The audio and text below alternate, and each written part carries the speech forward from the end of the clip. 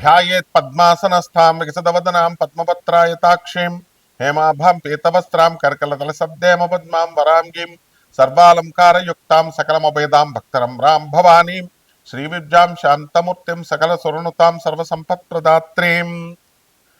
శ్రీ బెజవాడ కనకదుర్గాదేవ్యై నమ. శ్రీ దుర్గామల్లీశ్వరాభ్యాం నమ. మనము సాధనలు చేస్తూ ఉంటారు ప్రతి ఒక్కళ్ళు కూడా. ఈ శాంతులు ఏమండి, మా గ్రహాలు పుట్టినప్పుడు నక్షత్రం బాగాలేదండి, లేకపోతే నక్షత్ర శాంతి చేయించామండి, గ్రహాలు బాగాలేదన్నారండి, లేకపోతే మా ఇంట్లో వాళ్ళు ఎవరో చచ్చిపోయారండి, ఇంట్లో చచ్చిపోయాడండి అందుకని ఇల్లు సంవత్సరం అంతా ఖాళీ చేస్తామండి, తర్వాత పితృదోషాలు అన్నారండి ఏమండి అక్కడికి దానికోసం అని చెప్పేసి గోకర్ణం వెళ్ళి చేయించమన్నారండి. అలాగా మేము చేయించామండి కానీ ఫలితాలు లేవు. కాలసర్ప దోషం అన్నారండి, శ్రీకాళహస్తి వెళ్ళామండి, లేకపోతే త్రయంబకేశ్వరం గుడికి వెళ్ళామండి, ఇవన్నీ లక్షల రూపాయలు ఖర్చు పెట్టామండి. అండ్ లాస్ట్లో ఆఖరిగా అడుక్కు తిని మీ దగ్గరకు వచ్చామండి. ఇదే ఏ జ్యోతిష్కుడికి కలిగేటటువంటి అనుభవాలన్నీ కూడా. అంటే ఎవరి దగ్గరికి వెళ్ళినా సరే ముందు ఏమండి మా డబ్బులు వేసామండి, వాళ్ళు బ్లాక్ చేస్తారండి నెంబరు. తర్వాత ఇవన్నీ ఏంటి, ఇవన్నీ బదులు మీకు ఒక్క రూపాయి కూడా ఖర్చు అవసరం లేకుండా చక్కగా ఒక ఉపాస్య దేవతను సెలెక్ట్ చేసుకోవాలి మీరు. ఏదో ఒక దేవుడు, బ్రహ్మో విష్ణువో శివుడో లేకపోతే ఈ యొక్క అమ్మవారో, ఇలా వీళ్ళందరూ కూడా prime minister level president level అనుకోండి, ప్రోటోకాల్ ఉంటుంది కదా, వాళ్ళని కలవలేరు మీరు వెళ్ళి. కింద వాళ్ళంతా సెక్యూరిటీలు, చీఫ్ సెక్రటరీలు, వీళ్ళు వాళ్ళు అంతా పెద్ద తతంగా ఉండదు ప్రోటోకాల్. కాబట్టి చిన్న దేవతల్ని సెలెక్ట్ చేసుకుంటున్నారు ఈ మధ్యకాలంలో. ఎవరు ఆ దేవతలు అంటే క్షేమతరమైనటువంటి దేవతలు. ఇప్పుడు మనకి మానవ జన్మ కంటే కూడా పై లెవెల్ ఉన్నటువంటి ఎనర్జీస్, మానవ జన్మ మనం ఎనర్జీయే, దానికంటే హైయర్ ఎనర్జీ ఎవరు? యక్ష, గంధర్వ, కిన్నెర, కింపురుష, అప్సరస, ఆ తర్వాత దేవతలు, తర్వాత వాళ్ళకంటే పెద్ద బ్రహ్మ విష్ణు మహేశ్వరులు, ఆది పరాశక్తి, ఇలా ఏవైతే మన పురాణాల్లో వర్ణించబడ్డాయో, వేదాల్లో, శాస్త్రాల్లో, ఇతిహాసాల్లో, మరి ఇవన్నీ కూడా. అంతేగాని వాటిని చేయాలి కానీ కరాంగుళి మాలలు వేదాల్లో ఇతిహాసాల్లో ఉన్నాయని ఒక అమ్మాయి పబ్లిసిటీ చేస్తుంది. వేదాల్లో ఇతిహాసాల్లో కరాంగుళి మాలలు ఉంటాయి అసలు? కాబట్టి ఇదిగో మీరు కోటీశ్వరుడు అయిపోవాలా, ముందు మీరు ఈ మాల వేసేసుకోండి అని పబ్లిసిటీ ఇస్తుంది. ముందు ఆమె కోటీశ్వరాలు అయిందో లేదో మీరు అడగాలి. ఆ బుద్ధి మీకు ఉండాలి. ఫస్ట్ చెప్పాడంటే ఈ మాల వేసేసుకోండి, ఉంగరం పెట్టేసుకోండి, అలాగే ఈ యొక్క జాతి రత్నం పెట్టేసుకోండి అని ఫస్ట్ నువ్వేంట్రా, నువ్వు అయ్యవా లేదా ఫస్ట్ మాకు చెప్పు అని అడగాలి. సో వీటితో అన్నిటితో కూడా సంబంధం లేకుండా యక్షిణీ దేవత ఆరాధన అనేటటువంటిది ఒక్క రూపాయితో కూడా ఖర్చు లేకుండా చేసుకునేటటువంటి సాధన.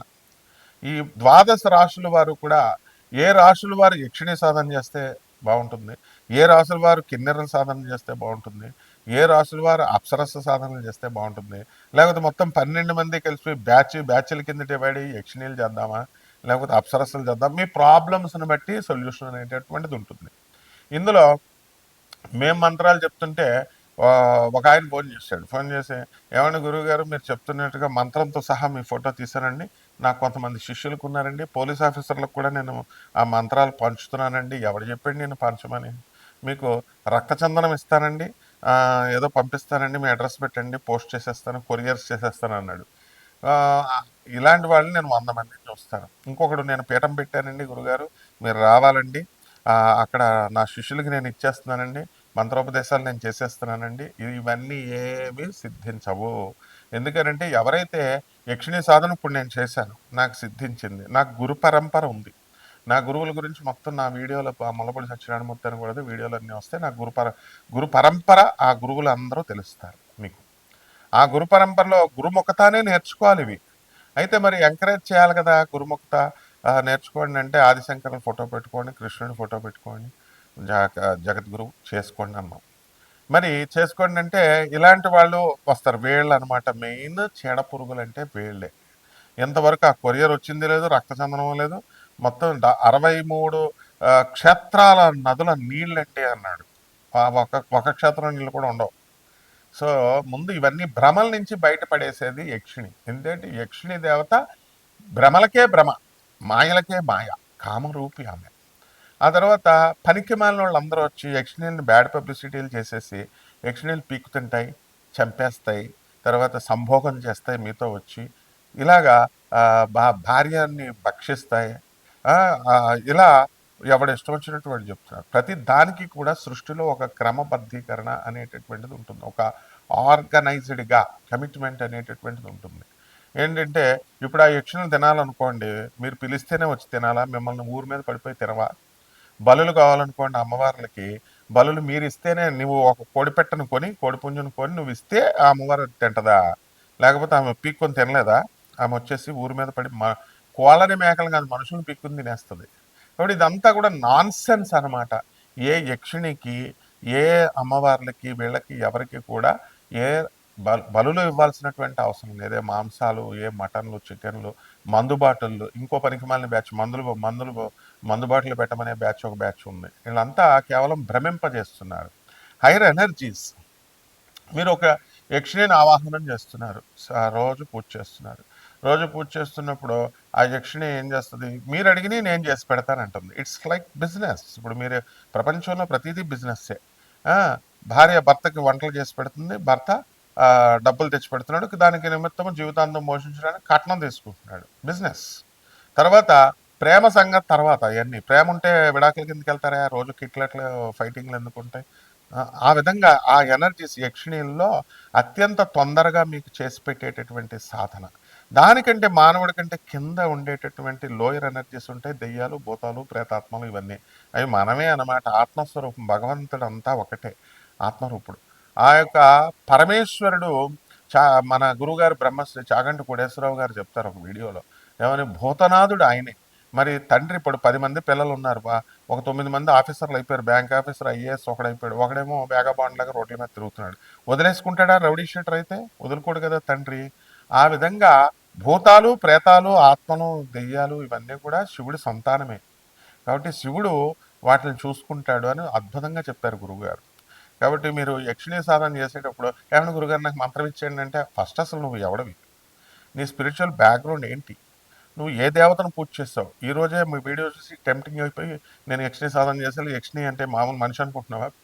మళ్ళీ తోలు తీసేస్తుంది. యక్షిణీలకు అస్సలు కోపం రాకుండా శాంతంగా ఉంచాలి. యక్షిణీలను బ్యాలెన్స్ చేయడానికి నీ గురువు ఉండాలి.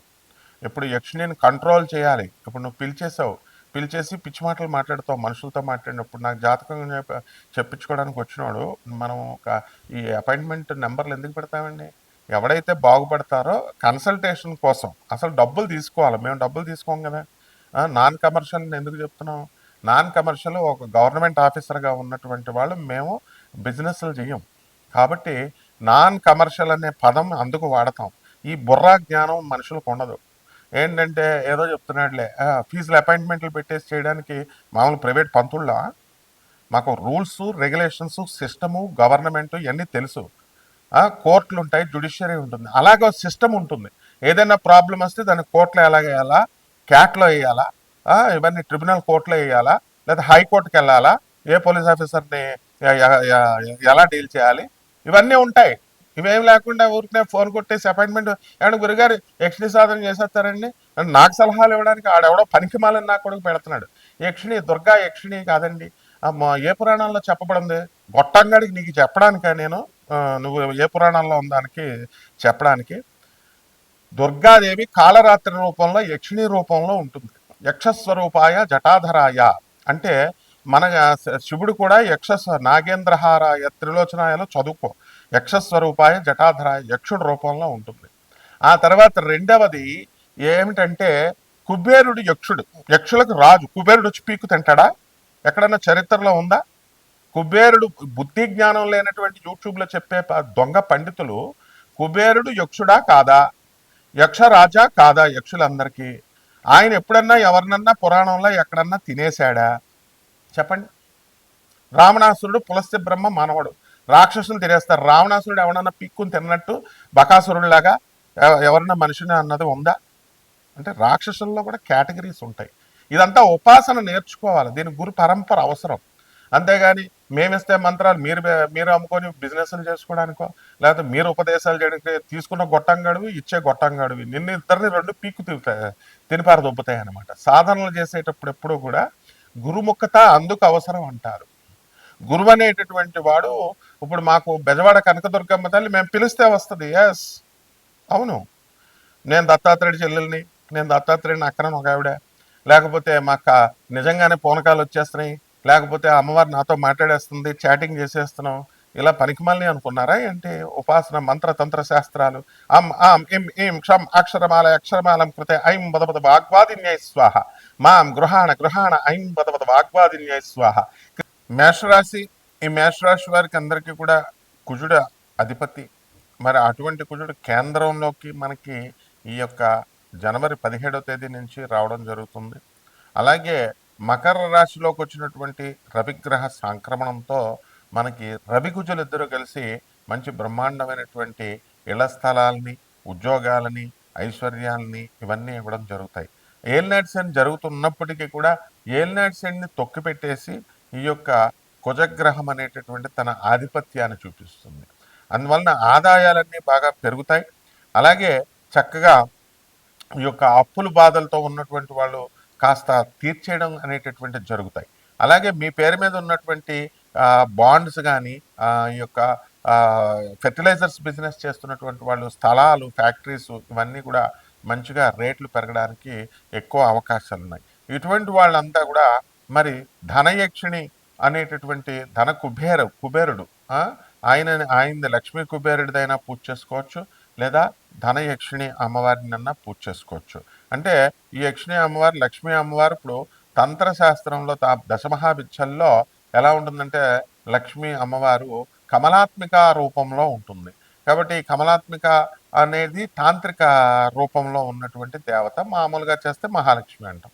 అలాగే యక్షిణి రూపంలో చేసినప్పుడు ధనయక్షిణి అని అంటాం అనమాట. కాబట్టి ఈ సంతానం లేనటువంటి వాళ్ళకు కూడా సంతానం కలిగిస్తుంది, సంపదలన్నింటినీ కూడా ఇస్తుంది, ధనధాన్యాలన్నింటినీ కూడా ఇస్తుంది.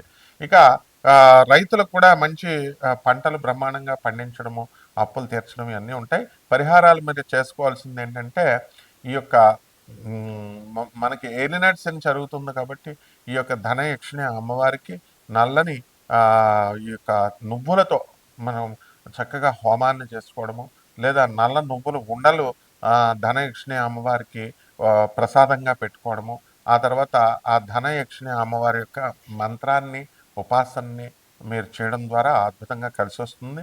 అలాగే శని జపం చేసుకోండి, శని స్తోత్రాలు చదువుకోండి, శనికి కిలోంపావు నల్ల నువ్వుల్ని, నల్లని వస్త్రాన్ని పేద బ్రాహ్మణులకి శనివారం నాడు ఉదయం 8 గంటలకు దానం చేసుకోండి.